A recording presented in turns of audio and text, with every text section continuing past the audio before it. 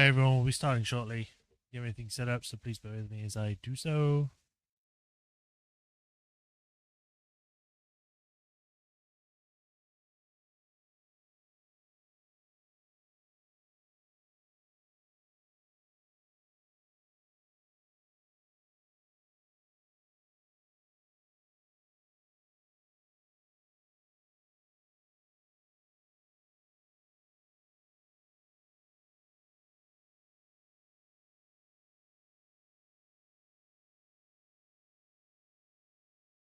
Alright, that's all done. Close that. Close these. I don't need them anymore. Connection seems to be good. Everything's showing up. I think we are good to go. So, hi everyone. Welcome to another stream. Full Color Justice Trilogy. Today, we are doing the next part for the Spirit of Justice DLC. The time travel one. We are currently in the fourth trial of this, or at least the second part of the third trial or something. We are about to interrogate, question, whatever you want to call it, Butler-roth, and we're going to see what's he going to say, and whether he's actually someone that was orchestrating the whole thing, or if it's like a double twist. Whether it's going to be just this stream that we're going to be finishing the game on, or if it's going to require 2 streams, I don't know. We'll find out. Going by what's being said in chat right now by Raffotron, it says that it should be the last stream, but who knows what might come up. But yeah, we're going to see if we can get that done today. I don't know how long it will be. Probably maybe about like an hour or maybe 2. We'll see. Other than that, I think that was everything that happened. I mean, we originally thought that it was going to be Soren that was like the guy who killed him, but then it's like maybe he's being framed because his memory isn't good, so he writes everything inside his journal, and anyone could write in that when they have it. Just quickly checking chat. You messed up the title. Title's fine. It's the correct one. It says Ace Apollo. Apollo Justice. If it said Ace Apollo, then yes, it would be wrong. But other than that, yeah, let's get that game going. Play.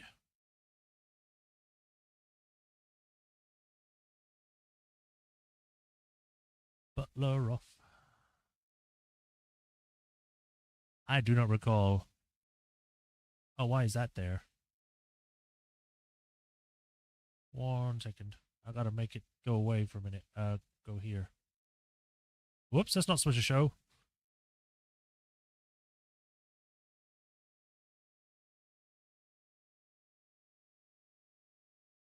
Annoyingly, I forgot to turn off the thing for this.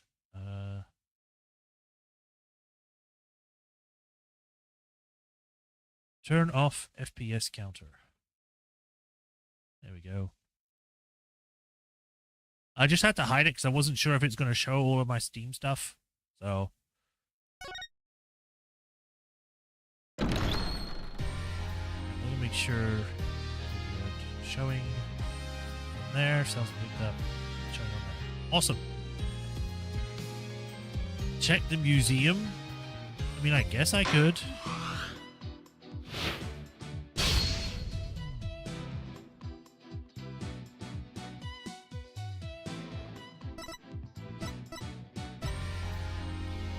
This museum contains spoilers. Spoilers for who?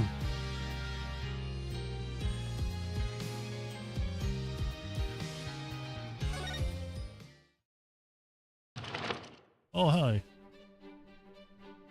15th anniversary orchestra concert. I did not. Did I?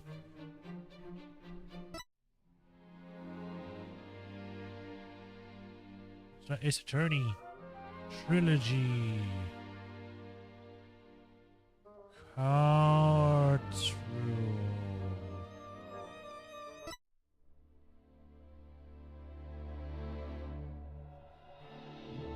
This is just like all orchestra versions.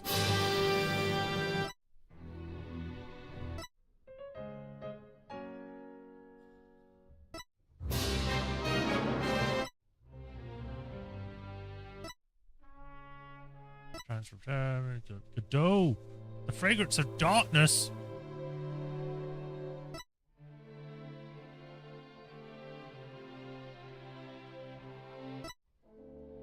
I've never looked through the song list. Objection! Oh, it's not the awesome one. I guess because they're all orchestral versions, so they're not gonna be.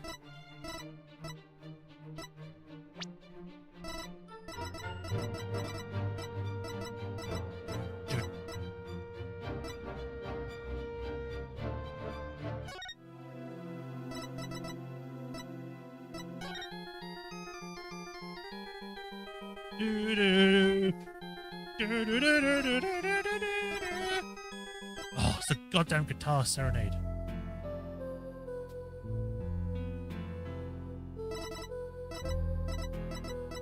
You got like Suspense, which is just the original from like the first game. Yeah!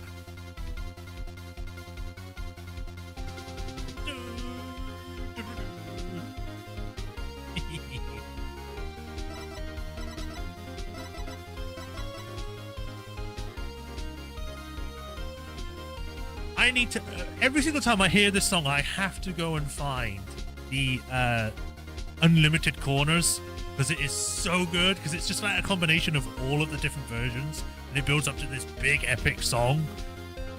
I'd recommend anyone to listen to it because it's great. It's just called Unlimited Corners. It's either Unlimited Corners or Unlimited Pursuits, but I think it's Unlimited Corners because they keep doing it.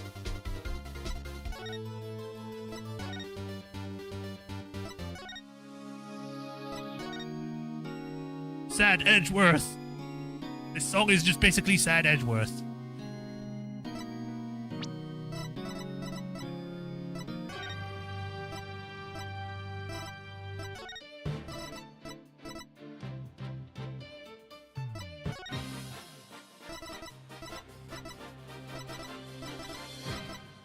Man, remember when we played the beginning of this game? Ah, that was great.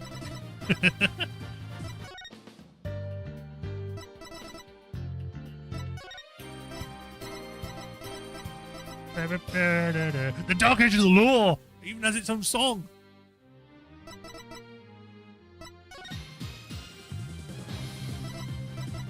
Yeah!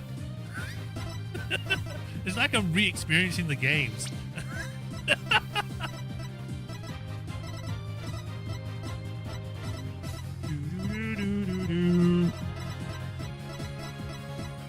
Well, this one has a lot. Jesus.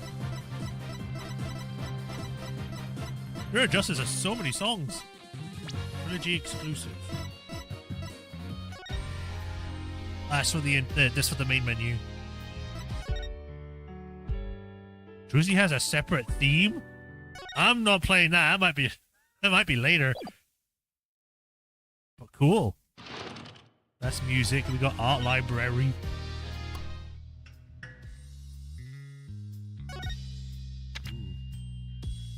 It's the 3.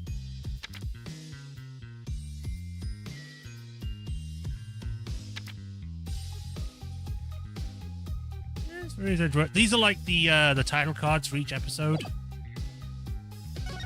didn't mean to skip that. It's Vera. Character designs. Ah.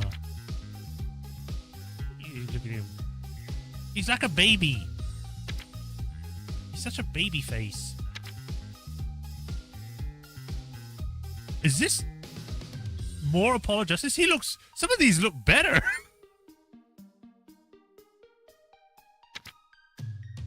Lucy. Baby!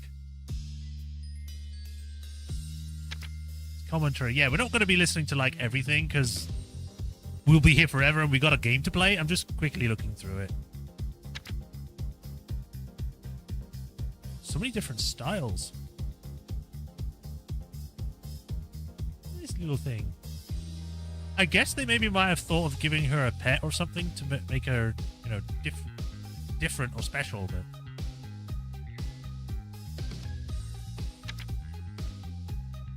oh, casual Trucy. That's Do we have a casual Trucy where she's not wearing a magician outfit?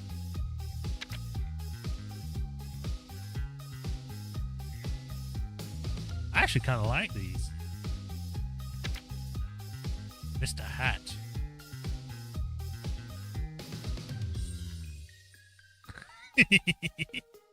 Pumpkin.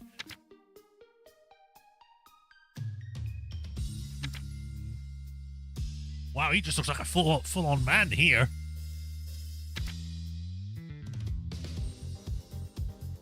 There's uber powerful, like, instinct mode Phoenix. Whoa! He looked really different. Oh my god! He looks so cool!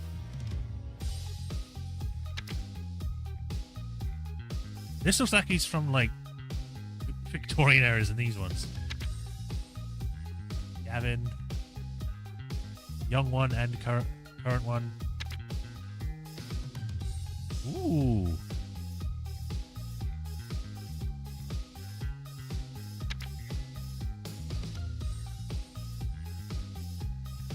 I'm kind of glad that they actually changed away, because while this is nice, I prefer his current one. His current one's really good. Ooh.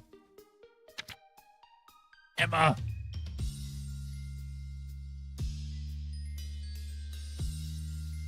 Oh, you can tell they tried to do a lot of styles of this. Ah, let's give him a big mustache. Pirate lady. Oh, they originally made her have, like, longer hair. That probably would have been black. Eldoon.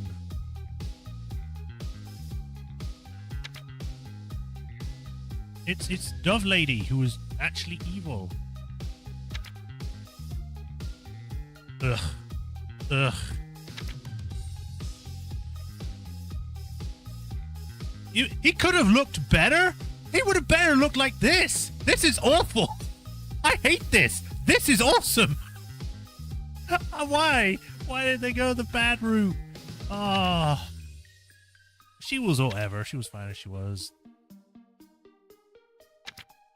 Whoa, they gave him a full of head of hair here. Okay.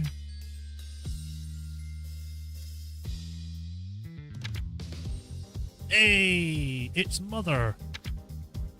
It's Mute Boy. Make him look like a freaking mage here. Huh. Maybe they gave him like a scar on his face. Whoa. Oh, it's the dead guy. And the other dead guy. Vera, baby Vera.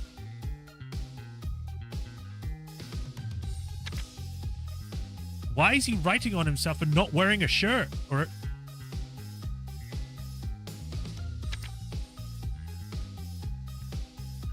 his design pretty much stayed consistent throughout, it looks like. It's really just his hair that changed.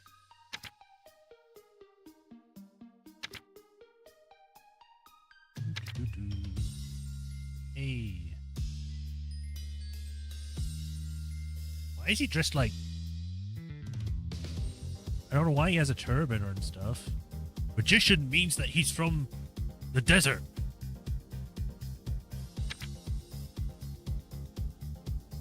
Ugh, it's pain.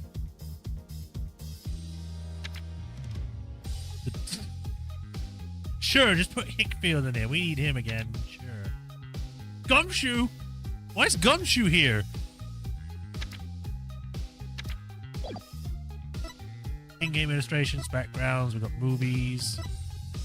Same here with character designs. Movies, yeah. Alright, well, we could be here forever, but we can come back later for those. We got animation, which I assume is just like going through different animations.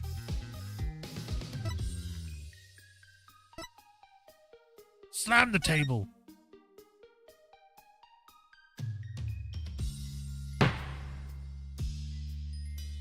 Ah, okay, so you can go through, like, different animations for the different things they do. Got it.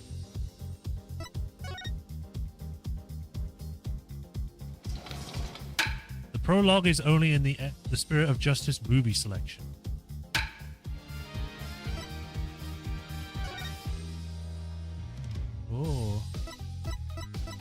all these. I got a majority of these. The only ones that I'm missing is Charlie and this, which requires all of them anyway. Obviously, there's this, but we're doing this one currently. So. All right. That's enough of looking in there. We're going to go with the game now. Sorry for the wait.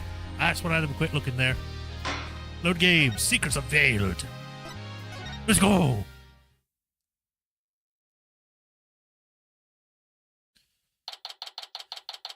September 23rd. District Court Defendant. Lobby number 3. Now we'll have to face Pierce on the stand. I'm not sure if I should be surprised or not. One thing's for sure, he won't be an easy adversary. Do you think Pierce did it? It's too early to say anything at this point, but I do think he's still hiding something. Nick! Why don't you pin everything on Soren Loser back there? Looks like Larry still hasn't given up on Ellen. If this Pierce guy is the real bad guy, then Soren and Ellie will live happily ever after together. Larry, that's not the kind of thing a decent human being says. Shame on you, Larry. You think I don't know? I don't have to give up on my Ellie. But Nick, promise me you'll make her happy. She deserves a happily ever after. I'm sure Soren will make her happy once all of this is said and done. Trial's about to resume, Mr. Wright. Alright, you ready, Maya? Yep, let's go. Oh, to kick a person's ass. Make sure he gives us all the information. Let me just make sure on the time. Yeah, about 10 minutes. So I can say ass, it's fine. I'll be rooting for you, Nick. Sure you will. Ruin me to fail so then you can have Ellie, you evil person. Courtroom number 6. This court is now back in session. Witness, please take the stand. Shoes. Oh, his coat's a lot longer than I thought. I thought it'd be like a tailcoat. He's actually wearing like a full-on like raincoat. Please state your name and occupation. My name is Pierce Nitchity. I'm the Sprocket family butler. Oh, excuse me. Let's get straight to the point, Mr. Nitchity. Someone tore out a page from Mr. Sprocket's notebook to manipulate his memories. And that person was you, wasn't it? That is correct. What about it? Well, that was easy.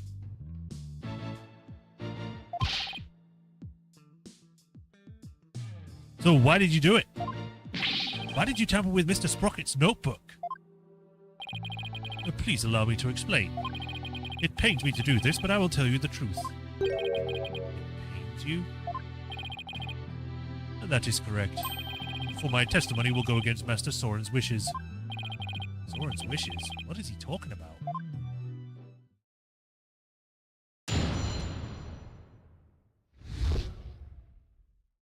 Why I tore out the note page. I rushed to the Vista deck, but the crime had already been committed. I saw Miss Ellen and Gloomsbury collapsed, and Master Soren waiting in his notebook. Or writing, not waiting. Master Soren said to me, I'll take the blame for the murder, so please take care of Ellen. But I went against his order. I tore the page out of his notebook and hid the body. Wait a second. What Mr. Sprocket was writing his notebook at the time, could it be... It was meant to be a confession, an admission he'd killed Gloomsbury himself.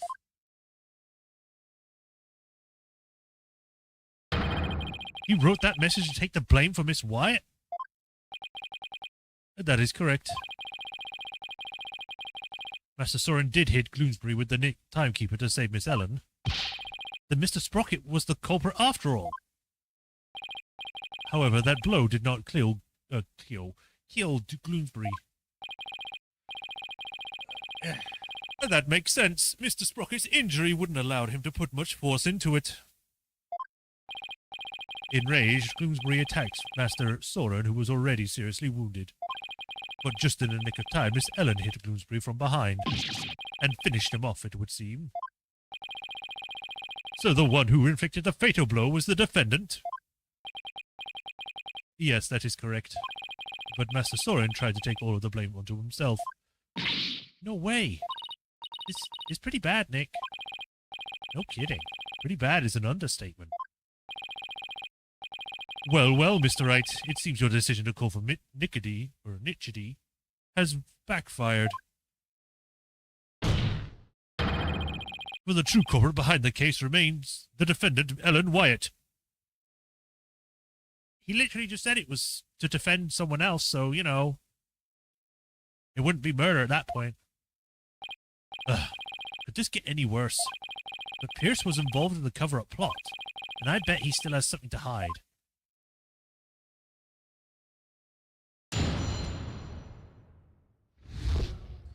Let's go! I only have 4 left. Okay. Hold it! Wait a minute. I thought you went to the Vista deck with Mr. Sprocket. Actually, that is not true. What? What do you mean? I found this out afterward, but Master Soren went to the Vista deck alone. He went out the escape hatch in the reception hall and went along the outside wall. What? You can't be serious. You mean Mr. Wright's addlepated guess was actually correct? What's with the addlepated? I suppose what truth really is stranger than fiction. So, Mr. Nitchety, when you got to the scene, you saw Mr. Bloomsbury, Miss Wyatt, and Mr. Sprocket. Is that right? That is exactly right.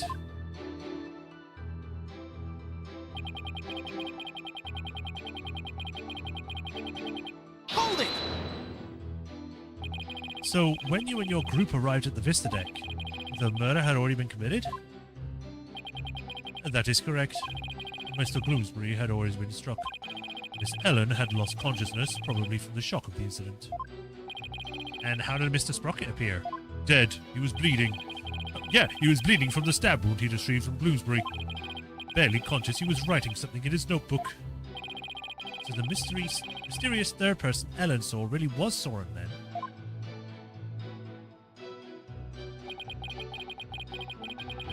I'll take the blame.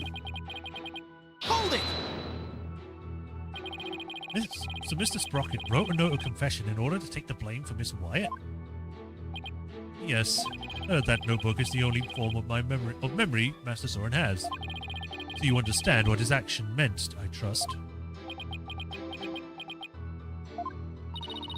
What did it mean, Nick? To Soren, everything in that notebook is true.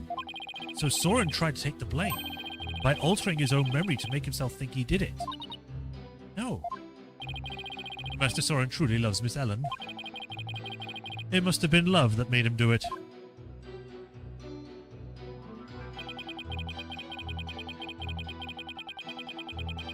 Hold it! Mr. Nitchety, could you please tell this court about that in more detail? That, you say? Which part do you mean, Mr. Wright? Could you be more specific? Oh, alright. What part do I want to know more about? Let's do the page first.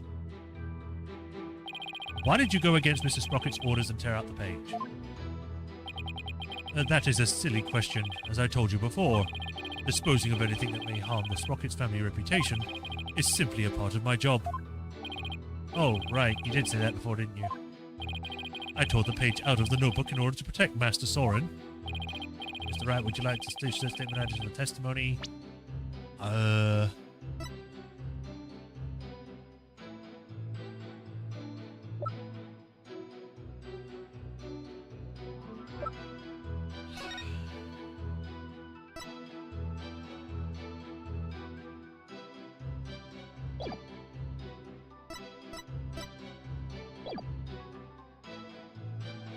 Sure. We'll have it on there and then we'll question it. Yes, please. Please do it for me, Judge. Very well. Please add that statement to your testimony, Mr. Nitchity.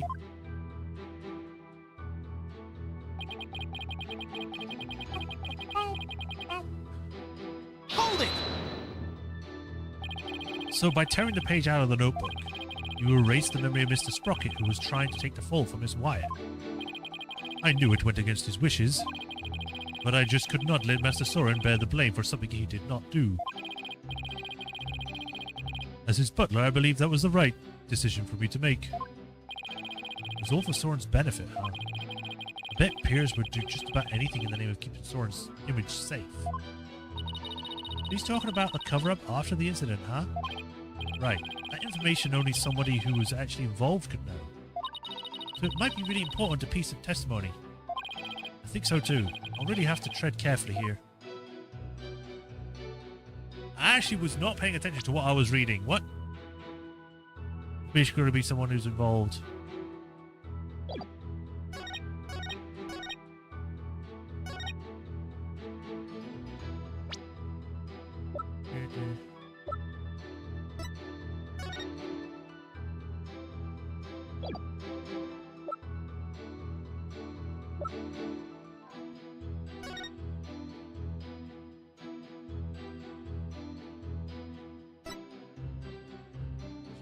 Poured out in an uncharacteristically rough way.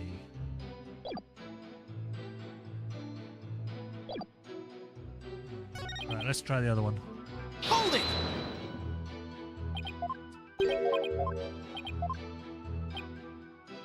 Hiding the body. Tills, please tell me more about hiding the body. Very well.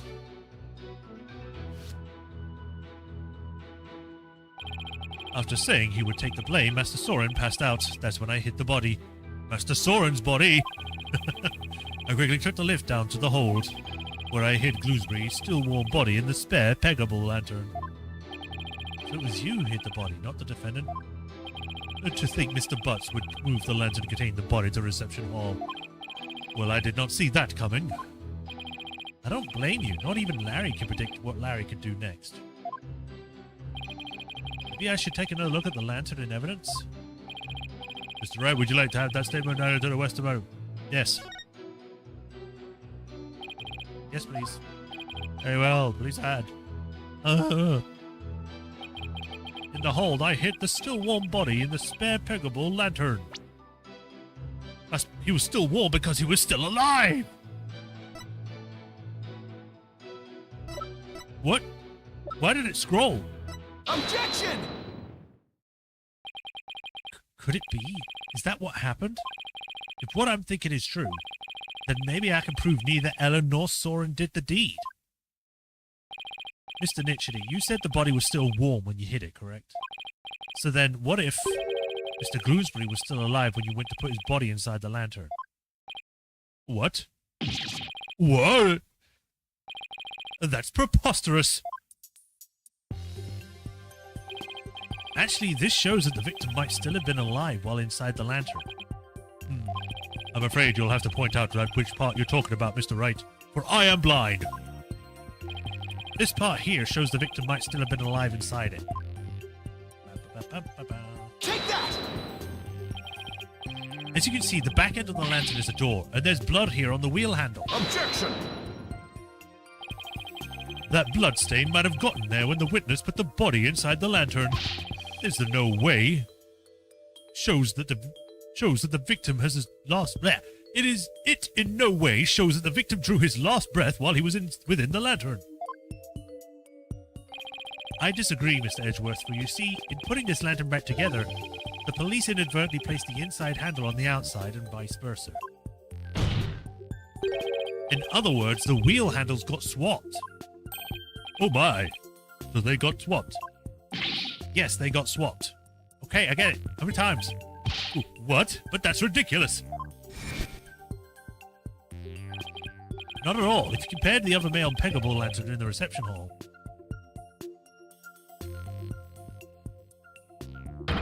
it's quite obvious the wheel handles were attached backwards. The detective in charge of the restoration will see me in my office later. No, Emma! I'm sorry! Sorry, Emma. But good luck. At least you'll have a one-to-one with Edgeworth, I guess. In that case, what does the bloodstain on the wheel handle mean? The bloodstain didn't get there by chance. When the victim was put inside the lantern, he was only unconscious, not dead. And when he regained consciousness, he probably tried to get out of the lantern. So he grasped the inner wheel handle, and that's when the blood got on it. This proves that the victim was still alive when he was inside the lantern. At the time, I was completely convinced Bloomsbury was dead. Had I checked more carefully, he might have survived. Unfortunate to be sure, but not significant enough to change this trial's outcome. Again, I disagree, Mr. Edgeworth. It actually has a very significant impact on this case. The victim was struck by the defendant, then died from his injuries sometime later. There's nothing more to it. Objection! That's where you're wrong. So shut up, Edgeworth! Let me get through this! Wait, I didn't get a chance to read that! Let's take another look at Bloomsbury's autopsy report, shall we? Mouth, work! Autopsy report. Please focus on the description of his injuries. It says, 1 contusion found on the back of the head and 1 on the side. Yes, that's what Mr. Sprocket gave him, and the one Mr. Wyatt delivered to finish him off. No, the defense would like to submit a different interpretation. A different interpretation. The victim was knocked unconscious by the first blow and then was put into the lantern. Then what about the lethal blow by the defendant when the witness talked about? Yes, well, that didn't happen. After some time, when the victim regained consciousness and tried to get out of the lantern, that's when he received the second blow that finished him off. Taking into account the fact that the victim was alive for a period after the first hit, and that he did receive a second blow to the head, it does seem entirely possible. Yes, as long as the first blow didn't kill the victim instantly, and then there's a possibility that someone other than Mr. Sprocket or Miss Wyatt delivered the fatal blow. Maybe he was so disorientated, when he tried to get out, he hit his head on top of the thing. Ah. Objection! And that's all you've got? Even if there was a time lag between the two blows. The prosecution's position doesn't change. What? What do you mean? It's elementary, Mr. Wright. After the reception, when the defendant was cleaning up the reception hall, the victim, who was supposed to be dead, suddenly came out of the lantern. The defendant grabbed the murder weapon, which was right there, and finished him off. That theory does sound awfully familiar. Of course it does, Your Honor, because it's exactly what I proposed at the very start. The second blow was inflicted by the defendant after all. I see. It seems a tangle of mysteries has unraveled into a single thread. Objection! But as long as there's a possibility that the fatal blow was delivered by a third person, then we must continue the deliberations. Give it up, Wright, unless you have something to prove the presence of the precious third person. Okay, Nick, just relax. You can do this. Come on, now take some deep breaths. Imagine you're at a waterfall. I've got to go to the toilet now. Oh. Good idea. Deep breaths. Deep breaths. Hey, don't you feel better already? Li's right. I should calm down, get my focus back, and go over everything again. And then hopefully I'll be able to find something to prove there was a third person. Let's see. First, why did Bloomsbury attack Ellen? Because he was tired of taking the blame for the accident? But something about that line of reasoning doesn't feel quite right to me. Oh? How come? Well, if it was just a personal vendetta, he had already stabbed Soren. So why then was he so determined to go after Ellen? You're right, this whole thing feels too premeditated for a crime of passion. But Bloomsbury didn't seem to have a personal grudge against Ellen. If Bloomsbury didn't have a personal reason to attack Ellen, then... You've taken long enough, Mr. Wright. Now is the time for action. What proof do you have that a third person was involved? Alright, I'll show you. Not completely sure of what I'm doing yet, but it looks like I'm out of time. This piece of evidence proves the evidence of a third-party person thing. Take that! I get it now. Now I see why this note bothered me so much when I first saw it. It looks like a note outlining the murder plot. That note apparently written by the victim! Well, why would he feel the need to write instructions to himself like this? Your Honor, please take a look at this note. This is the victim's murder plan, right? It's definitely a murder plan, but what if Mr. Glusbury didn't write this note himself? What?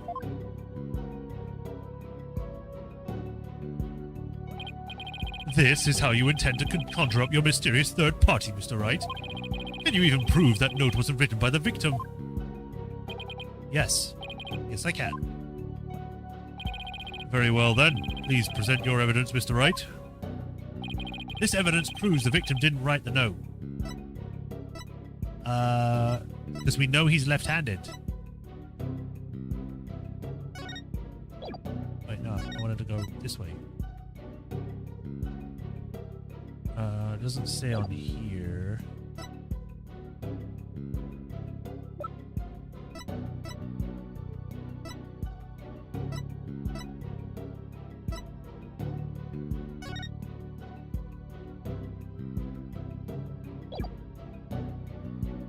Use murder. Hold entry record. Here we go. Left-handed. Take that! It was the candelabra. This is the weapon Mr. Glusbury used to stab Mr. Sprocket. I was wondering when you'd pull it out. Well, you pulled out this time. Dare I ask what could possibly have to do with the note? Mr. Glusbury's prints were found on this candelabra, and the prints were from the left hand. So that makes the victim left-handed, correct? Exactly, Your Honor. The police looked into it too and confirmed as much. Now, take a look at the smudge writing on this note. Notice how the smudging only starts from the middle of each progressing line, or preceding line. Had this been written by a lefty, we're calling them lefties now, the writing would be smudged from the far left end. This means that whoever wrote this note was definitely right-handed. In other words, somebody other than the victim wrote this note. What? But if somebody other than Mr. Glusbury wrote it, then what does that note mean? Mr. Glusbury followed this note to the... I didn't do anything! Followed this note to the letter when he attacked Miss Wyatt. So clearly this note isn't a murder plan written by Mr. Glusbury, but rather... there are instructions to kill Miss Wyatt issued by somebody else. Objection! If it wasn't the victim who wrote these so-called instructions, and then who wrote it? Most of the people involved are right-handed, you know. And that is correct. The majority of family and their employers who were on the airship are indeed right-handed. I must say, this is a very rough and slipshod conjecture you proposed. Ugh. I admit I haven't figured out who wrote it just yet. Even to Mr. Edgeworth to go for the jugular. This culprit had ordered Bloomsbury to attack Ellen. What could their motive have been? It does seem very likely Ellen didn't do anything to incur anybody's wrath, right? Right, not too likely anyway. In that case, it has to be about Soren. If somebody were to hold a grudge against Soren, what would it be about? That accident, I guess. I can understand if Bloomsbury felt resentful about having to take the blame. But the one who lost the most of that attack was Soren's sister. She lost her life after all. Accident, not attack. Soren suffered too, of course. He was crushed by losing somebody so precious to him. Somebody precious, huh? Soren's sister.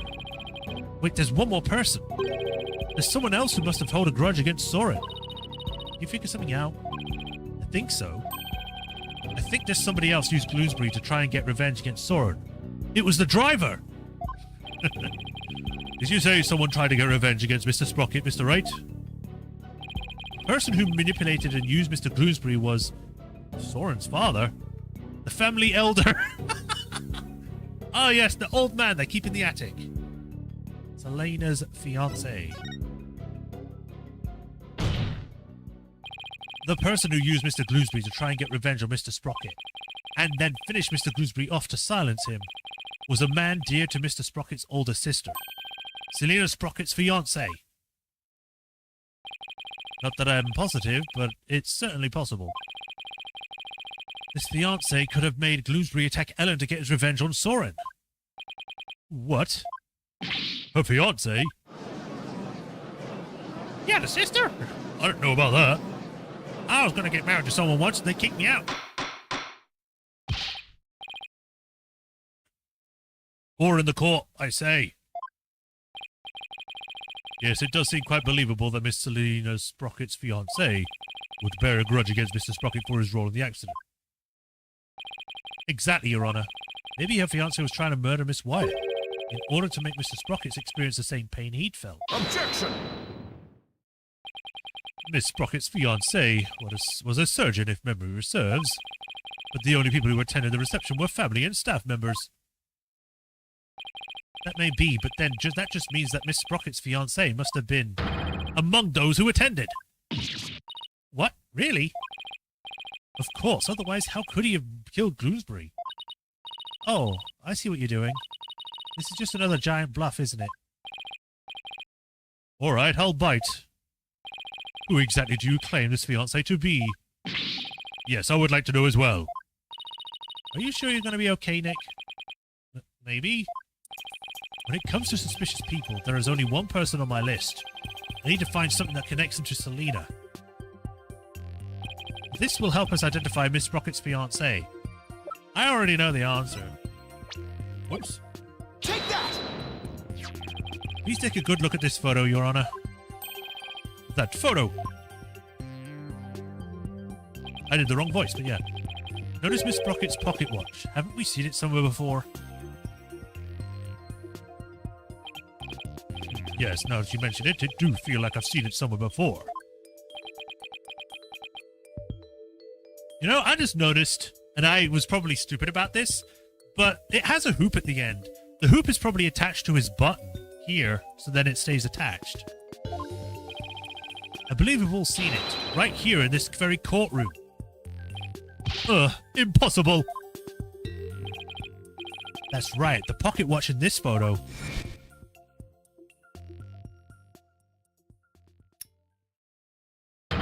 is the same pocket watch Mr. Nichedy has right on him right now. What? This is clear proof of a strong connection between Pierce Nichedy and Selina Sprocket. No. Well, Mr. Nichedy, is this true? Mr. Nichedy, you were once engaged to Selina Sprocket. That pocket watch, you keep it as a memento of her, don't you?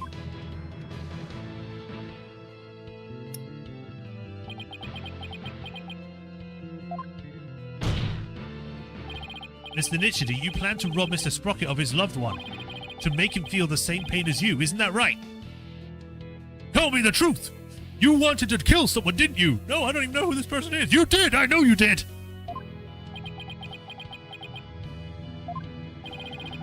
Mr. Sprocket managed to fight back and knock Mr. Gloomsbury unconscious. You thought Mr. Gloomsbury was dead and hid his body in the lantern. But then you noticed Mr. Gloomsbury regained consciousness. And so you finished him off to prevent the plan from being exposed. I said button. This is the defense's take on what really happened in this murder case. Mr. Wright, does this mean you wish to officially accuse the witness of the murder of Dumas Gloomsbury? Does the defense accuse Mr. Nichedy of the murder? You know what, on second thought, maybe it isn't him. I did. I said button. Maybe it just didn't pick up the "un" part, but I said button. Wait. If I back down now, it's all over. Then why provide me with the option, game? If I have to take the plunge and chase this down to the very end. The defense indicts Pierce Nichedy of the charge of murdering Dumas Gloomsbury.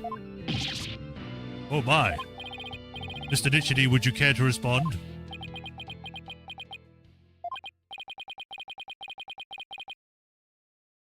Man, this lawyer just yaps on and on. As you guessed, this watch is a memento of Selena. It stopped working at the time of the accident, though. Then you really are.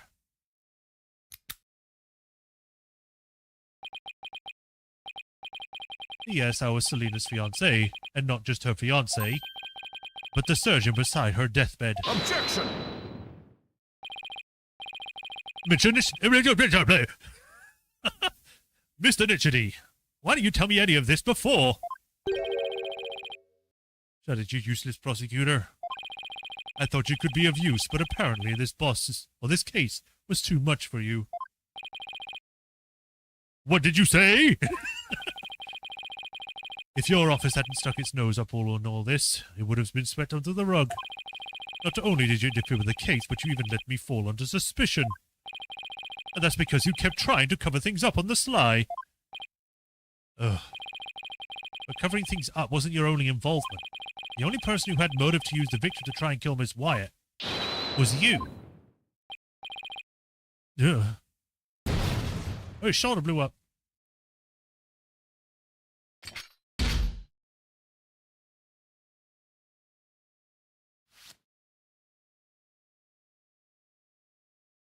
That thing was not long enough to make that into a mess. He's taken off his limiters!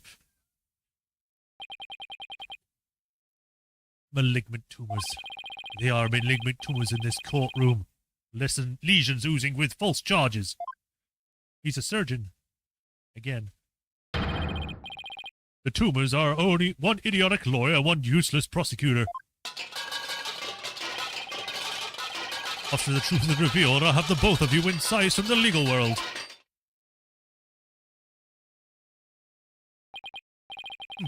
I'd like to see you try. With the power of the Sprocket family, it'd be a cinch.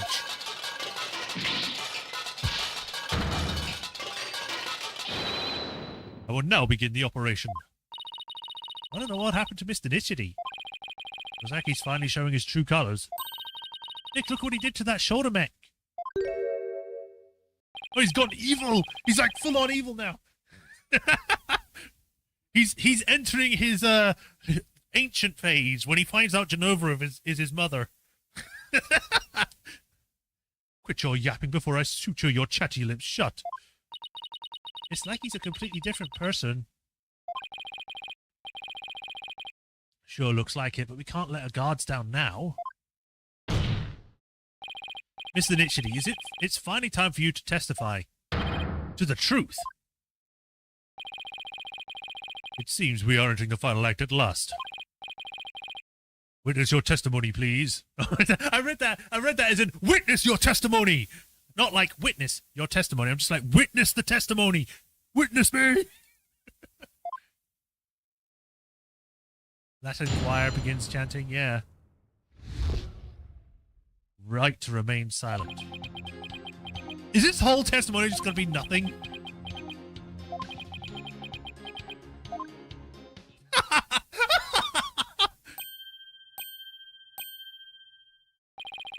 Mr. Nichity, why don't you say anything? Ah, my eyes!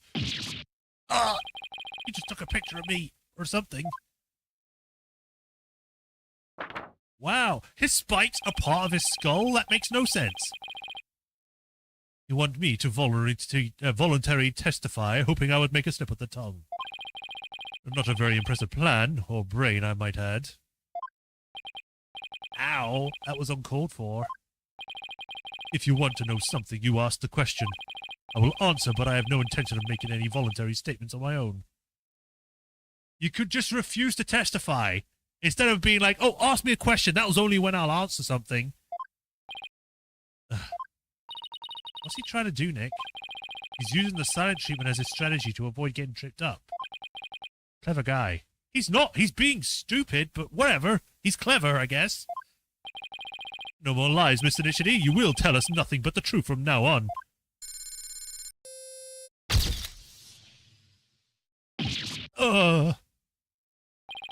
What do you think you're doing? I'm giving everyone in this room cancer! Oh, his ribcage! His cravat is a part of his body! No one asked you to speak. Just keep quiet over there and play with your frills. How dare you! My frills are not to be frilled with! Well, this has taken a rather unconventional situation. But please proceed, Mr. Wright. Yes, Your Honor.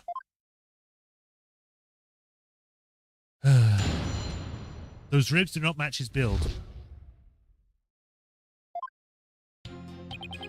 Hold it! If he won't speak voluntarily, then I guess I'll have to ask him something. What question should I ask? Actions. On the day of the incident, you were constantly surrounded by subordinates. Is that right? Absolutely. I was in someone's line of sight of all times. After all, I was busy taking care of every detail of the event. Mr. Edgeworth, I believe your investigation backs up my claim. I've got statements that said groups of this subordinates worked with him in rotation. So he was always with someone. As the prosecutor said, I couldn't even get close to the lantern containing Blueberry by myself, let alone kill him. Pierce didn't have a chance to get close to the victim alone. Mr. Wright, would you like that statement added to the testimony? Yes, I would. Yes, Your Honor. I'd like to have that added to the testimony. Blech. Very well. Because we know that's not true because Soren went to go get him. Or someone did.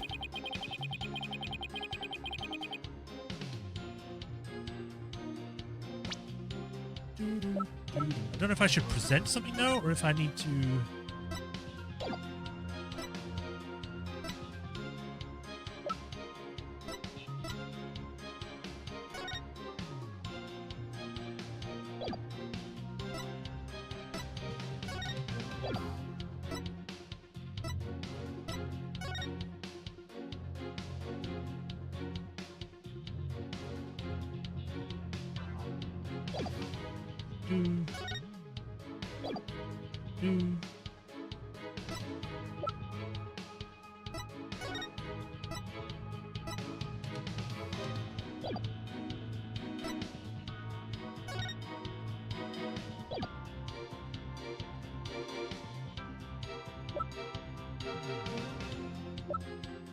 I don't think presenting the reception is going to do anything because he was there. Hold it! So, you were always in someone's line of sight. I was surrounded by family members and staff as we prepared for the reception. During the reception, I was stationed behind the sweetheart, able to attend the couple. Well, there you go. When could I have possibly committed the murder? I'm not buying it. If Pierce is the true killer, then there must have been some time when he was out of everyone's sight. What do you think, Nick? Is there a chance for us here? Well, as long as we have some kind of testimony from him, there has to be. We'll just have to compare his testimony against evidence and find an inconsistency, right? Exactly. This is it. I have to do what's right. Well, I have to do this right.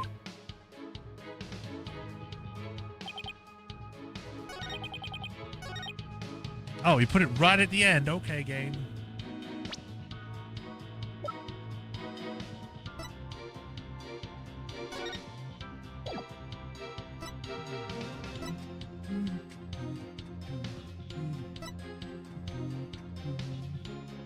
Objection! Oh, I guess I can use it. It was literally the only thing I could think of. I was like, oh, whatever, do it. Mr. Nitchity testifies that he's always been with someone at the time of the incident and never had a moment alone to commit the crime. Yes, and the police investigation's back at the statement, doesn't it? But there was an opportunity, in fact, one and only one. A moment when Mr. Nitchity could have killed Mr. Gloosbury without anyone noticing. What? And the one thing that made that moment possible was the ice machine. It's shown here in this photograph. With all those people watching, I couldn't have possibly committed the murder. Do not believe him, Your Honor. This lawyer is a malignant tumor. It's not a tumor. Objection! It wants to do something infected. He wants to infect the judicial body with brilliant accusations. Mr. Nichity, I would ask that you keep quiet this time. We need to evaluate the defense's claim. And your yammering only serves to throw further suspicion your way. Mr. Wright, let's see this one thing you mentioned. But be warned, this had better not be one of your offhanded claims. Oh, who do you think you're talking to, Mr. Edgeworth? The guy that's all about making offhanded claims. Very well, Mr. Wright. Please point out for us the one thing that made the moment of murder possible. That one moment when it was possible for Mr. Nichity to kill Mr. Bloomsbury. The one thing that made that single moment possible is this. Take that! The one thing that made the moment of murder possible is this thick mood fog that engulfed the entire reception hall. It is under the cover of this fog that Mr. Nichity murdered the victim. Everyone's like going, yay, they're getting married, congratulations. I'm gonna kill this motherfucker. He starts coming out and he just grabs this giant fucking thing and just like murders the guy and goes back to normal afterwards. And Mr. Nichity murdered the victim. What? Mr. Nichity was standing right next to the lantern that Mr. Bloomsbury was in. This was the only moment the murder could have been committed without being seen. Objection! I can accept that there was a moment when the witness was obscured by others by fog. But that doesn't prove Mr. Nichity killed the victim at that very moment. If you can't prove the crime was committed during the reception, the trial ends here. I'm so caught up in finding a foothold that I forgot to think that far ahead. Well done, Mr. Edgeworth. It's time to call this trial's time of death. Well, Mr. Wright, can you prove the murder happened during the reception? Don't even bother. His claims is dead on arrival. Victory is within our grasp, prosecutor. Quiet, witness. I have no interest in victory. All I care about is the truth. Oh, now you've brought it back. It's a bit late, Edgeworth, but whatever. One that can only arrive at thorough further deliberation. Or through. I prefer thorough. Thorough deliberation. Edgeworth. Enough of this, Your Honor. This trial is over. No, Mr. Nichity. No, wrong voice. No, Mr. Nichity. This is for me to decide. Mr. Wright, can you prove it? Can you prove that the murder was committed during the wedding session? Why is there no verdict yet? The lawyer's obviously out of answers. The prosecutor, the judge, were all infected. Their malignant stupidity is so advanced not even the best surgeons can save them. In fact, not even a brain transplant could cure them. This court is infected with idiocy. I can't even read. I'm being infected by it. Ugh, it's a pandemic. Objection! Mr. Nichity, that's enough already. Finally ready to give up, are you? No, just the opposite, actually. I'll prove that the murder was committed during the reception. By you.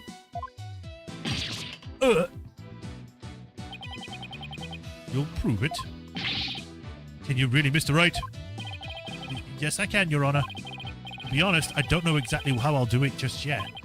But if I want to get the truth Edgeworth was talking about, I'll just have to find that way. Brain Palace? Very well, Mr. Wright. Let's have your proof. Enough of this foolishness. He's just bluffing. I'll stop him from speaking, Your Honor.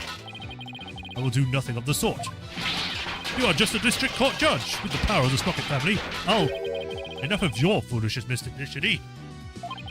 This judicial body will not succumb to the influence of money or power, even though it did in the past. It's not doing it this time, I swear.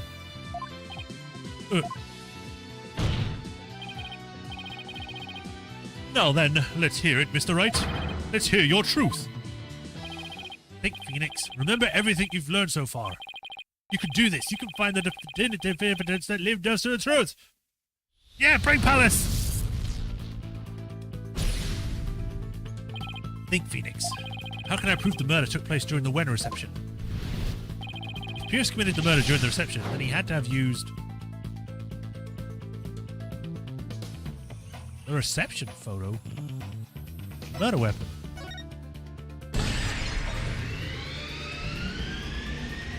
He used the murder weapon. Yes, the weapon that was used to strike the victim twice. According to the autopsy report, the victim was hit by the same object both times. So without a doubt, Pierce used it to commit the murder.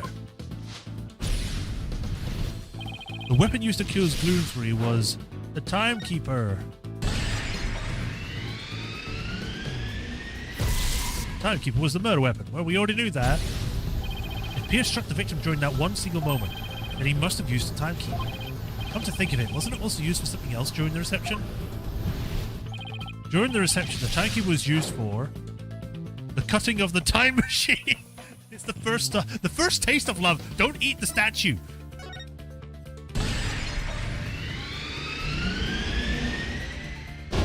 That's it.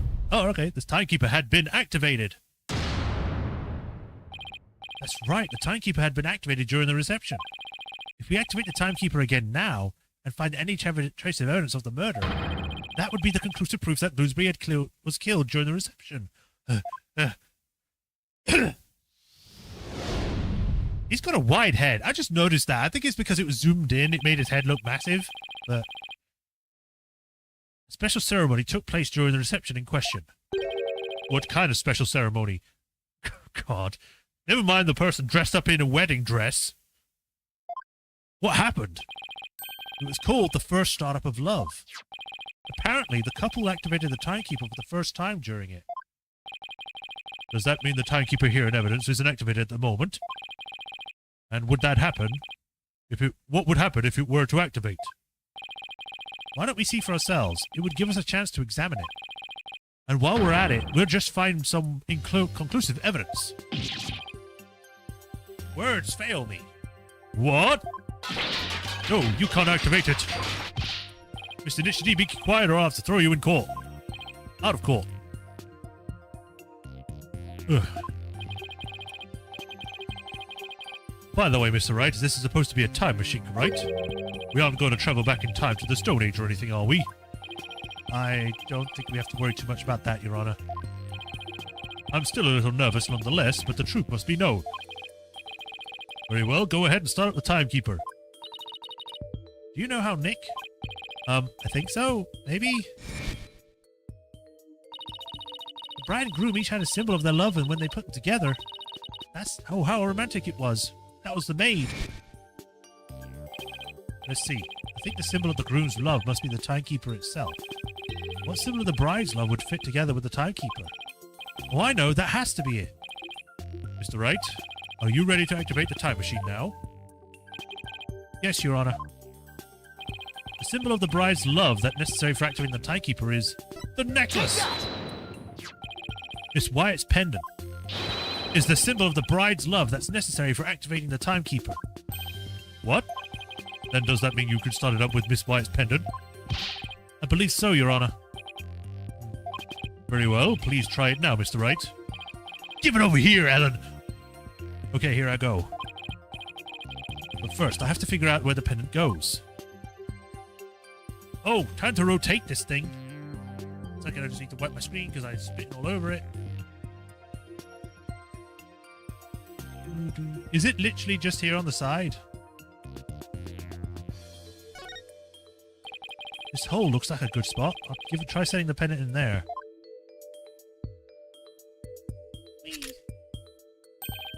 It fits. This must be the right spot. Now I have to find the place to insert the key.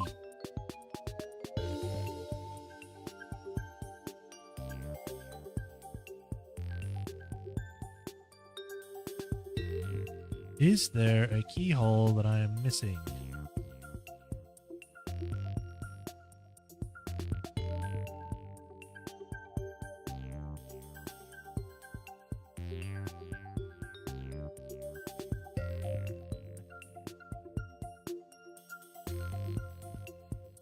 I swear, if it's the gear again...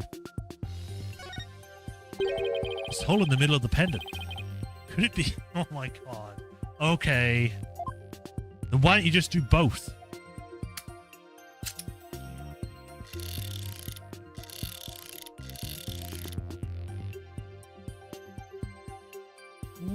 It spins. And it sounds like a petrol engine. Ah! Oh! Oh.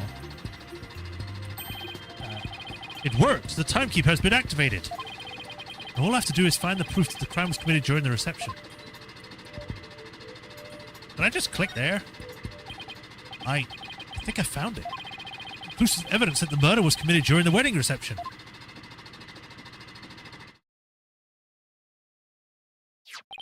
Just as I suspected, there's evidence on the murder inside the timekeeper, Mr. Nitchity. This timekeeper was only activated and opened during the wedding reception, right?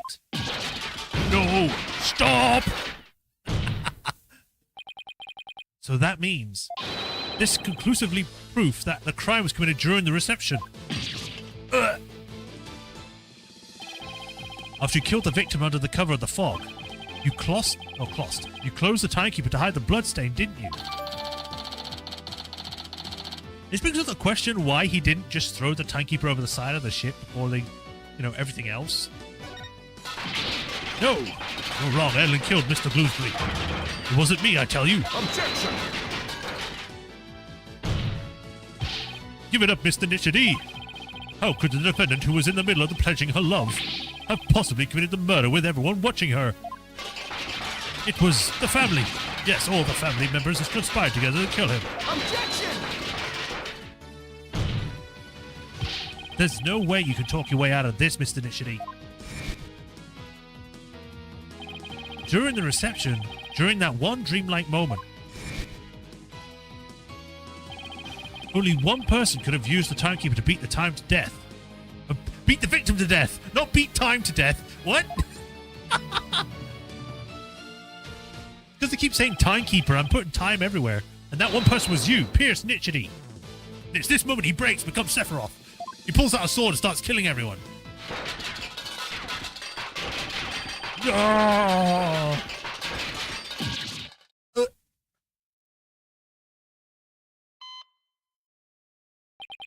No, this isn't over yet. I won't give up. Oh no, I cut the artery. This stupid thing. We must stop the bleeding now. Give me forceps. Forceps, I said. Hey, where is everyone? Fine, I'll manage this alone. I'll do it all by myself. I can fix anything, repair anything. So you have to get better, you have to live.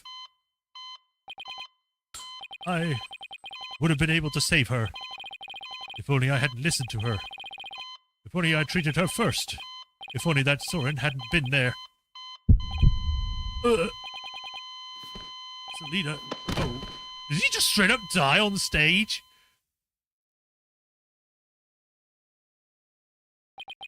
Imagine if they did that for the second time. The first time they did that was with that the convict with Iris. If they did that again for the actual murderer, that would be crazy.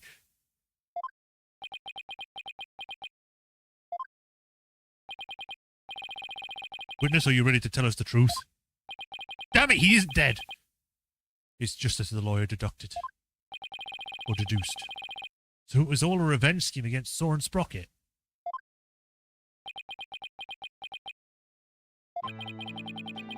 Do you have any idea how hard it is to lose someone you love? Right in front of you. I was going to say Phoenix does, but no, he doesn't. He hasn't actually seen someone that he loved die in front of him. Outside of maybe Mia? But that was like after she was dead. Cindy's condition was clearly more critical than Soren's, but in spite of that, she said, "Please help Soren." Sorry, I just ruined that. Please help Soren.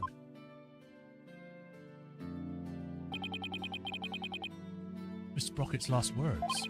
So that's what she really meant by those words. I was able to grant her wish, but at the price of her life. So you got a job with Sprocket Aviation and waited for your chance to get revenge. You got close to Mr. Bloomsbury and hatched this plot, is that right? Bloomsbury already bore a grudge against Soren. So when I tempted him with an even better position, he immediately took the bait. He was your accomplice, someone who shared the same goal as you. Why was it necessary for you to kill him? I didn't expect Soren to strike Gooseberry out of the Vista deck, and I certainly never imagined he'd make his way through there alongside the outside wall. Inside, outside. Soren's love is the real deal after all. My plan had been compromised, so for the time being I hid his body in the lantern and tried to think of my next move. And then Mr. Gooseberry came to during the wedding reception. Second one. As soon as I saw Gloomsbury, I instantly hit upon an idea to pin the blame of Gloomsbury's murder on Ellen. You tried to break up the couple by making the bride out to be a murderer. How despicable! Soren was getting a company and a wedding, both things that were supposed to be Selina's. He took every happiness from her. Who's the despicable one here? Do you think that what you did would make her happy? I wouldn't. I know it wouldn't. But I couldn't just stand by watching Soren enjoy his happiness. I was going to have Soren taste the same pain I had, and then take over Sprocket Aviation. I would take back from him all the happiness that was rightfully Selina's.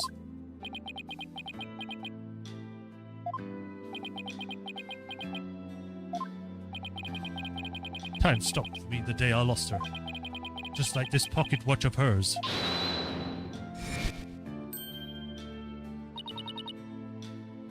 Hi, Ellen. Just coming out of reception. Out of the infirmary. Pierce. Miss Wyatt? I believe Selina would have said, leave this ill will behind. Your time is yours to live. It's too late for me. Time will never advance for me ever again. What? It can't be. It just suddenly starts working again. I see now, Selina. What I did was wrong. Just because the watch worked, he's like, oh, wait, I was being bad. What was wrong with me? I'm going to get executed now. Bye, everyone. See no further need to continue this trial. Bailiff, please take Mr. Nichity away. Pierce Nichity, another inconsolable time traveler who lived in time that stood still.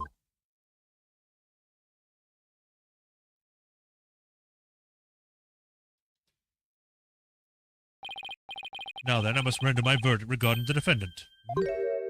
Oh, hi, Soren. Your Honor, before you give your ruling, would you please allow me a moment? Very well. Ellen, there's something I need to say to you. Yes, Soren? I put you through something truly horrible.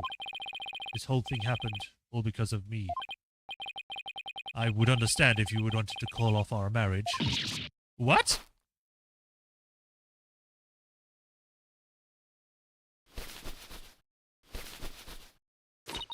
Of course not. I never thought of that. Starts beating him with the frickin' saucepan. Or frying pan.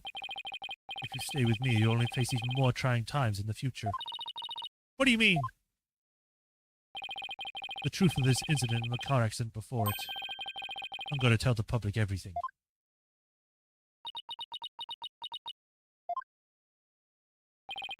I expect the company's reputation will suffer, and I'll take a lot of criticism. Well, I need to find out what you did during the car crash first.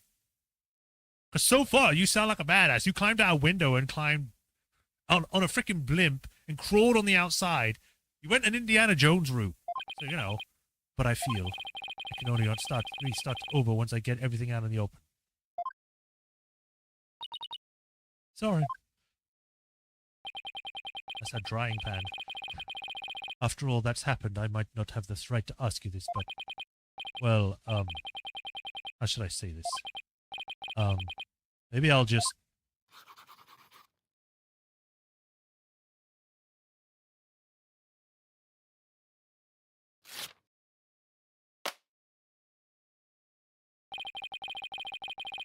My life with me probably won't be very easy, but...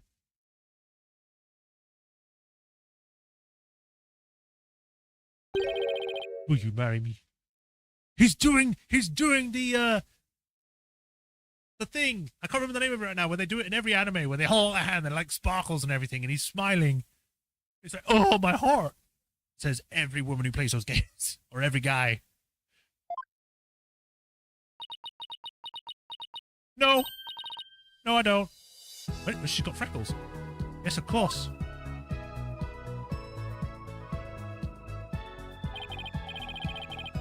Your Honor, thank you for this time. Please continue with your ruling. Very well, but first I have one question. Do the two of you pledge your eternal love for each other for the goodness of justice, Themis? No! I don't care about justice. I'm here for marriage. I do, Your Honor. I do.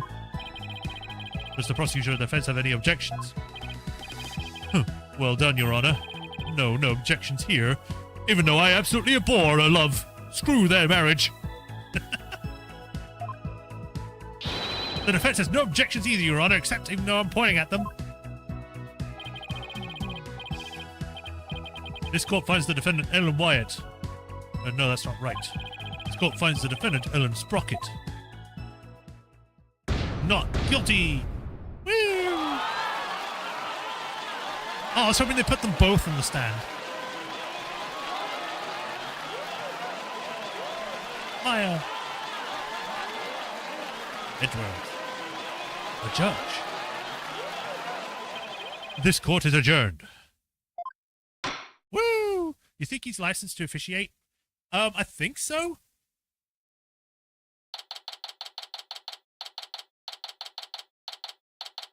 I think it's like it's a separate license you have to get compared to just being one that's with the law. You have to have like an official officiate license or whatever it's called. I need to look it up.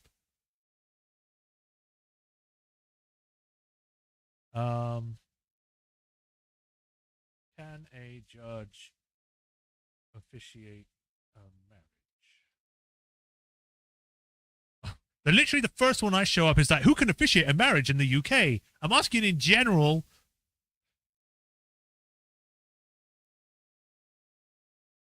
For civil weddings, registrars are chosen to officiate weddings that take place in licensed venues shown as such as town halls, stately homes, or hotels.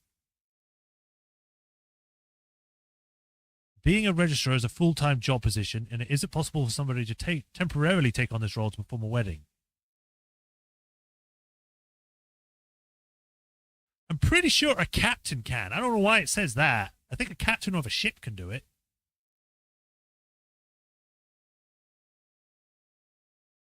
Here we go. This might be it.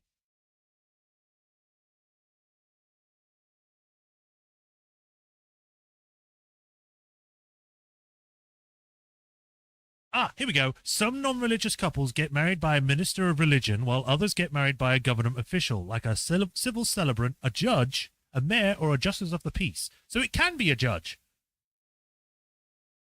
A wedding without an officiant is called a self-uniting marriage. I didn't know that.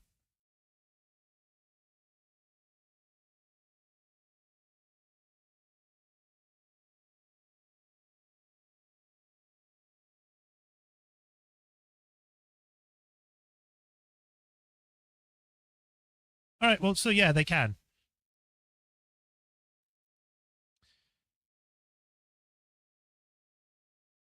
The Wright-Worth wedding.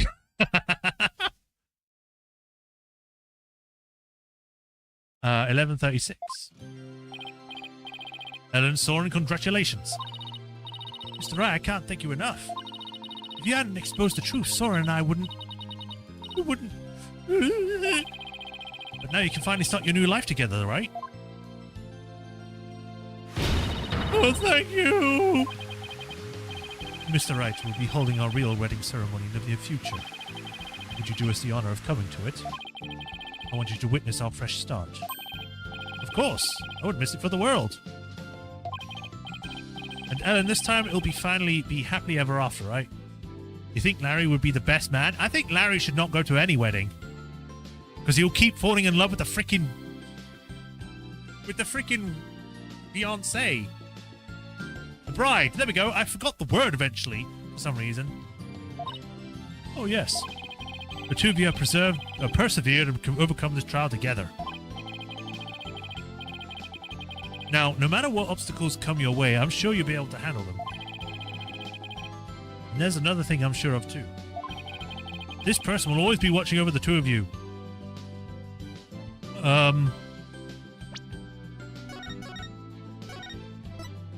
I'm sure it's the sister, but to be sure, imagine if I just present Pierce. Take that!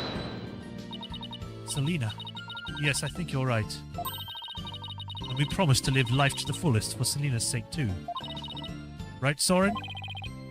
That's right. Well, we better be on our way. Yes, my love. You can't show emotions, it's weird. Wow, the old threshold carry, huh? Way to show off. And now Phoenix is getting angry because he's like, oh, I want to get married. We'll be seeing you. Goodbye for now. I'll be looking forward to that wedding. Hold on tight, Ellen. You better believe I will. I'm never letting you go. They're going to fly, yeah. Whee! And then they went into the ceiling. There they go. You're not thinking of going away to that wedding by yourself, are you, boss? You're taking us too, right? Oh boy, I bet there's going to be all kinds of fancy food there. I'm going to fight people over it. The only time Phoenix was actually angry was when Frank saw it through his toupee. Oh yeah, maybe. Nina, when did you get here? Just now. I would have been here to cheer you on guys earlier, but Trucy never gave me a chance to slip away. You're going to be in even bigger trouble with her later. Speaking of the wedding, maybe I should ask them to invite Edgeworth. Mr. Edgeworth, really? But he thought Ellen was guilty all the way to the end. That may be true, but...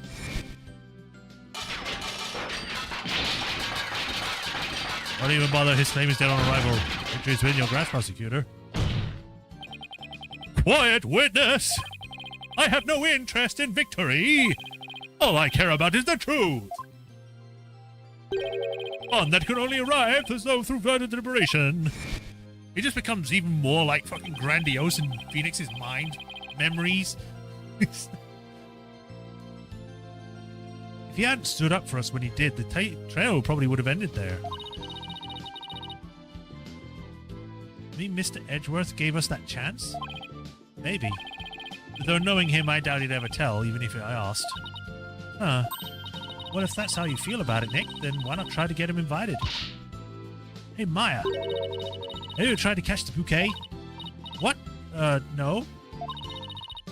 I have neither. Or I never have either. Fighting over a bouquet that's been tossed by the bride. Talk about a fierce competition. I'm totally stoked. I'm gonna beat all the other women. I'm not sure it's really supposed to be all that competitive.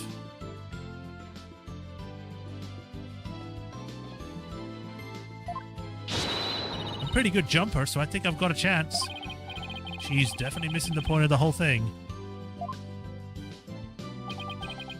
And Larry, how did you manage to stay so quiet for so long? Shut up! Wishing the lady you fell in love with every happiness is what a real man does. I'm pretty sure the relationship was over before it even began, Larry. Damn it all! If only I was 10 years younger, things would have gone differently. Hands of time, why would you turn back for me? And nothing was lost.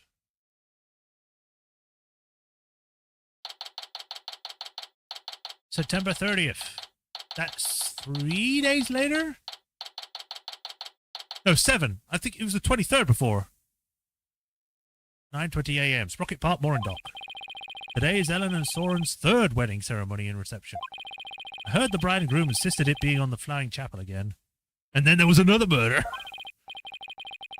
In the end, they were nice enough to invite me and Maya.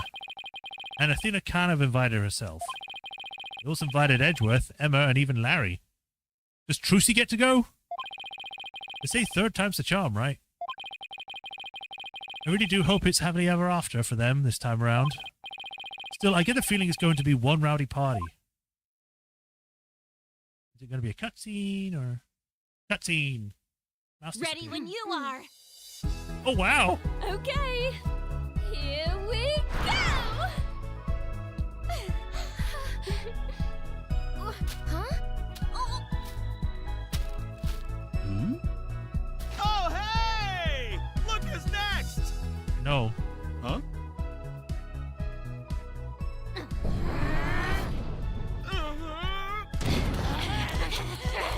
Get back! Haven't you ever heard of ladies' response? I'm truly blessed to have you. And then the ship exploded and they all died. All right. I like the outfits that they wore. It was like Emma, Maya, and Athena. They were nice. What the hell's that? Completion of the special episode. You've unlocked special bonuses in the music and background settings screen. Spirit of Justice commemorative Su no Gai. Whoa! That's like some epic battle stuff that you would see in something like freaking Street Fighter. Congrats, you've unlocked a special bonus in the music and background settings screen. Trilogy commemorative Tatsuya Yoshikawa. I swear I've heard that name before. Alright, and there we go, DLC completed. I think that ending was a bit abrupt, but hey, it still worked. So, Spirit of Justice. Let's switch over to the museum, because apparently we've got a thing there to watch. Is it in art?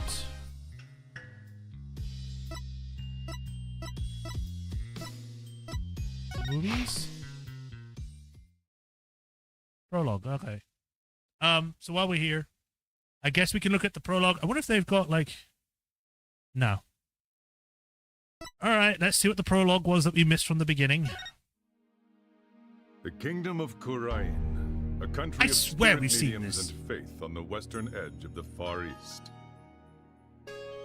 Its people's lives are nourished through the wisdom of Khu'rainism and protected by its founder, the Holy Mother. At least, that's how it used to be. Okay, maybe we haven't. Oh, shoot. Just knock him out. Prosecutor Sadmadhi, we've captured and detained one of the rebel escapees, sir. Silence, officer. You're disrupting the peace of this temple. Sorry, please forgive me, sir. Pitiful servant of a lost cause, renounce your revolution and submit yourself to the judgment of this court. In her infinite mercy, our Holy Mother may yet see fit to save your soul. As if I'd give in. What's the point of a court that only doles out guilty verdicts? A dragon's eye. One of the remnant lawyers, then? Sir, the other escapee was wearing a dragon's eye, too. O Holy Mother, as your humble servant, you would have me act to save this wretch's soul. I suppose this too is part of my fate. Badge. Objection!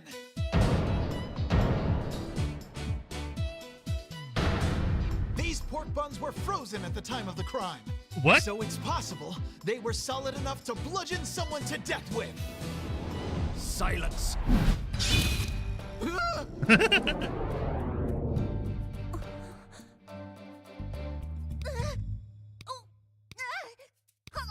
Interesting. And you have proof of its past icy state, do you, right, Dono?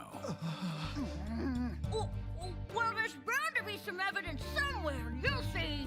It looks to me like we'll need to extend this trial by another day. Do what you will. Oh. Hey, Blackquill, you better make some funeral preparations. Perhaps I will, for the defense.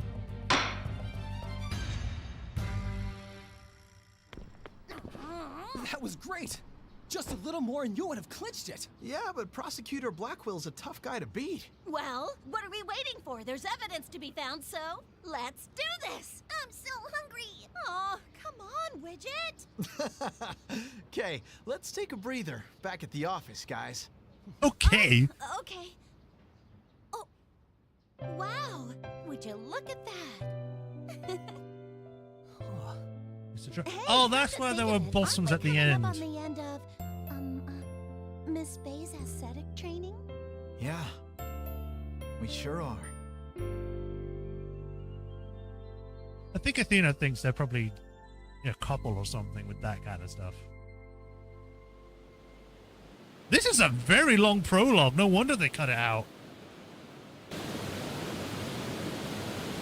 Her hair's down. Yeah. That does it for this round.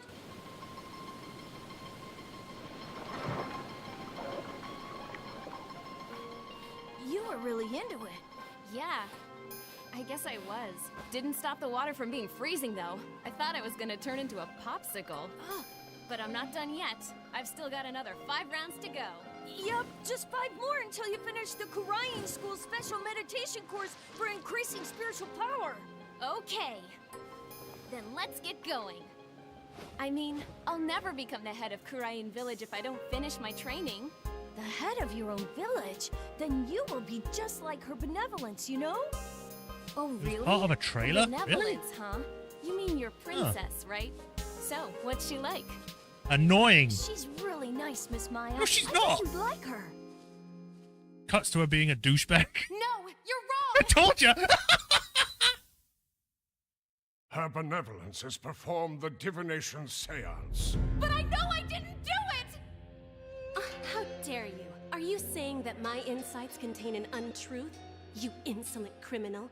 There is no room for argument. I now pronounce the accused guilty. Please, Your Majesty! I request an attorney!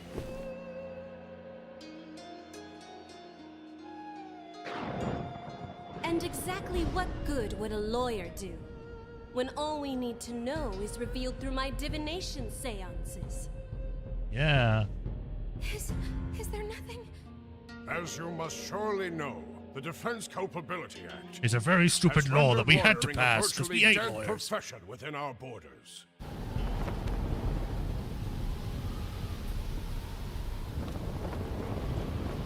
Oh God, they're really going hard on like the dark aspect of that. It's like, look how many lawyers they've killed. Apollo Justice is doing fine! Athena Sykes is doing fine! All right, let's try that again. Okay. Apollo Justice is doing fine! Athena Sykes is... Nick, did you miss me?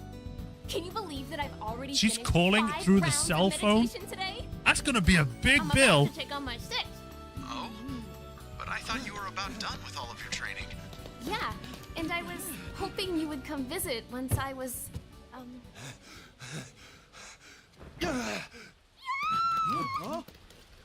How did you miss the guy running to the left?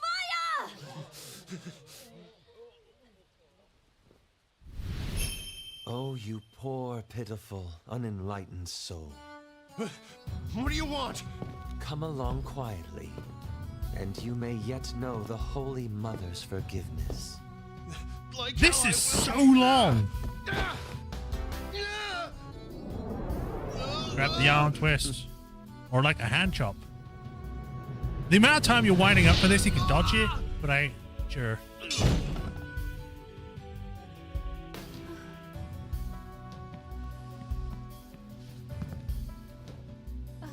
thank you for saving me. I pray that you watch yourself, fair traveler. May Her Holiness grant you her divine favor. Are you all right, Miss Maya? Hey, Albie, who was that person just now? Huh? Oh. Oh. Ah! And all I wanted was for Nick to come visit.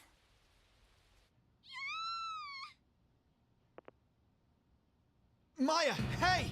Answer me!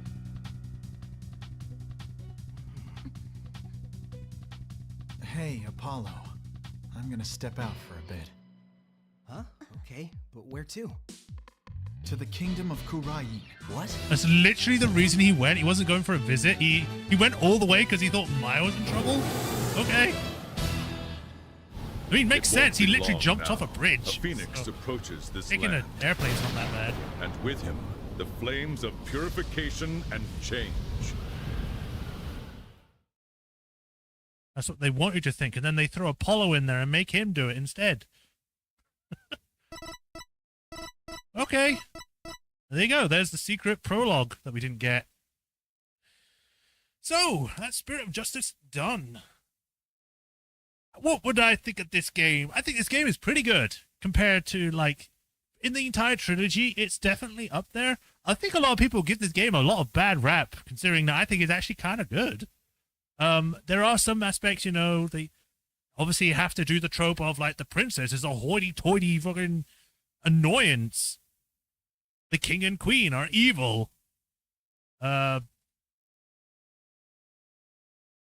There's this annoying prosecutor. Like, the only time we got a prosecutor that was actually nice was Gavin. Can we please bring back a nice prosecutor or something? Please? I miss Gavin. Bring him back. But yeah, this game's great.